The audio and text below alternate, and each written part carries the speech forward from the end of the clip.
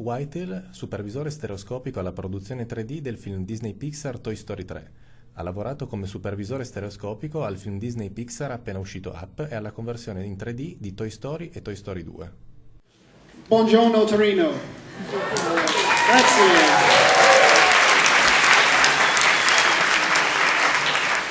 Benvenuti. Thank you. I'm very pleased to be here. Welcome to my talk about three-dimensional storytelling, how we use 3D in our films to help support the narrative.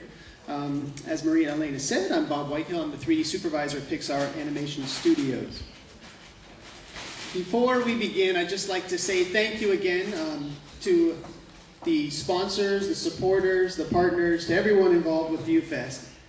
It's been a tremendous trip. We came out this weekend. We've had a wonderful time touring your beautiful city. And seeing the lights light up last night was wonderful. We've had delicious food and a very warm welcome. So thank you very much to all. All right. So unfortunately today for the presentation, we aren't able to show you anything in 3D. So periodically I may just stick my arms out at you, woo, like that, so you think it's in 3D. But what we're going to do is we're going to walk through three different things during my talk. First of all, we'll talk a little bit about visual storytelling. What is visual storytelling? How can we use design, lighting, lens choice, color choices, and composition in a way that supports our visual storytelling? We are here with Rob Whitehill from Pixar, and he will tell us something about the evolution of the animation from the very realistic effects in 2D, now 3D, and what the future is going to offer us. Well, it's a really exciting time for 3D. There are more and more films being made in 3D, and theaters are able to screen 3D now. And so as filmmakers, it's a really fun extra tool that we have in our toolbox to tell our stories.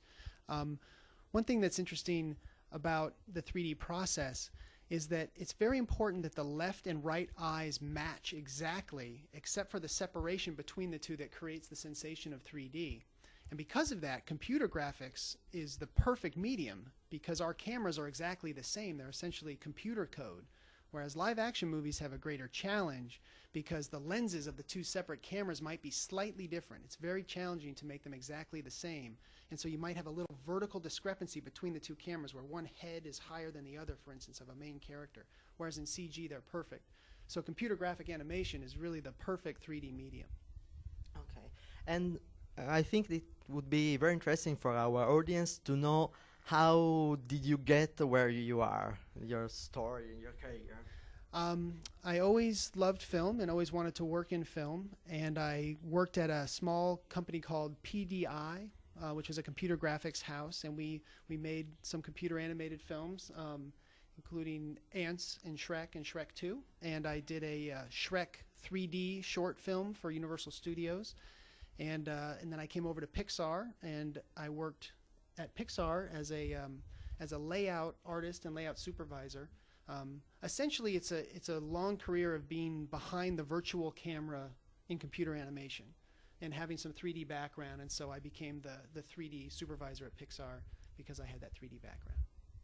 Okay, and just the last question: can you tell us something about what we are going to see next Christmas on theaters? Well, I know that there are many live-action movies in 3D coming out, some of varying quality, I'm sure.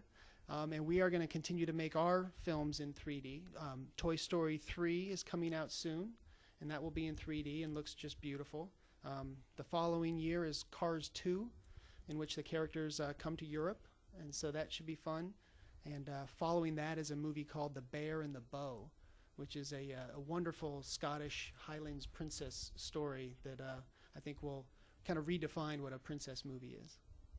Thank you very much. You're welcome. Okay. Thank you. Bye.